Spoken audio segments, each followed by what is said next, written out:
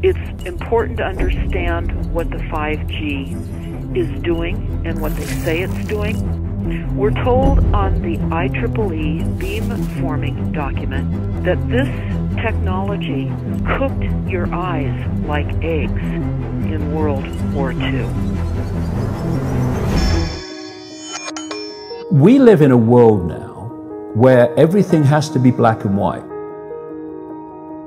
You're for us or you're against us. You're good or you're bad. You're black or you're white. 5G is a weapon. It's used by the military. They drive up in these technology when they want to scatter a cloud, and they put out these frequencies in a much higher power than 5G will be initially with us, but the same frequency. And people scatter because they get the feeling their skin is on fire. Because the human body, including the skin, is an antenna. It interacts with frequencies and it receives and transmits information. At the cutting edge of understanding of DNA, scientists know that DNA is a receiver-transmitter of information. And we are electromagnetic, electrical organisms, transmitters and receivers of information. When our electromagnetic fields are in balance and harmony, we have health. We have psychological health and we have physical health. The reason that this technological society is causing so much psychological and quote, physical disease is because these frequencies, technologically driven, and we live in this Wi-Fi world now and all the phone masts and all the rest of it, these technologically generated frequencies are scrambling the balance of the human electromagnetic electrical communication systems. And if you scramble them, you create a state of disharmony, dis-ease, which plays through to physical and mental, emotional, psychological dis-ease. And there's another point to this. The brain processes information electrically. It communicates with the cellular structure electrically, and it operates within a certain band of frequency. If you can broadcast frequencies carrying information and perceptions within the frequency that the brain decodes information, the brain will decode those frequencies and will have those perceptions. You can externally, even without connection to AI, although that's the piece de la resistance, if you like, that's the kind of holy grail, but even before that, you can influence people's perceptions externally by broadcasting these frequencies that we interact with because we are antenna. Now, some decades ago, there was a guy who worked out the frequencies of different emotional states. This is long ago. I mean, it's very, very sophisticated now. So every thought, every emotional response is a frequency.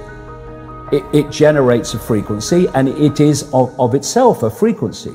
Hate is a frequency, and it's different to love. You know, when you are in a room and there's lots of aggression and conflict and hatred, you feel it. What do people say? Oh God, you can cut the atmosphere with a knife in there.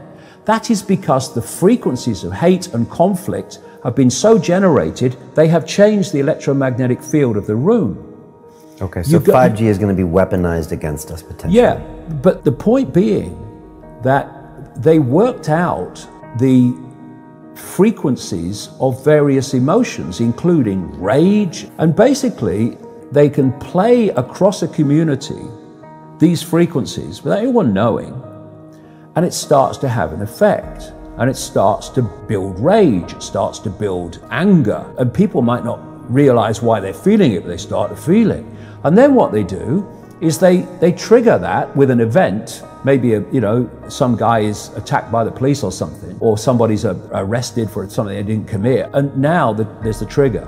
The blue touch paper's been lit of this manufactured frequency-driven rage, and you have mass riots and what have you, and people do things that they wouldn't normally do, and you can make people depressed. You know, the American military, they've admitted this.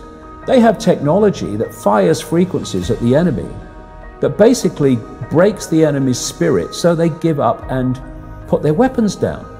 This is the technology we're dealing with. Now you take that into account and then you think of 5G. First of all, 5G doesn't travel well because of the nature of its frequency. So instead of big towers, as we have now, broadcasting these frequencies long distances, it won't do that. And it doesn't go through solid objects, what we call solid objects, very well either.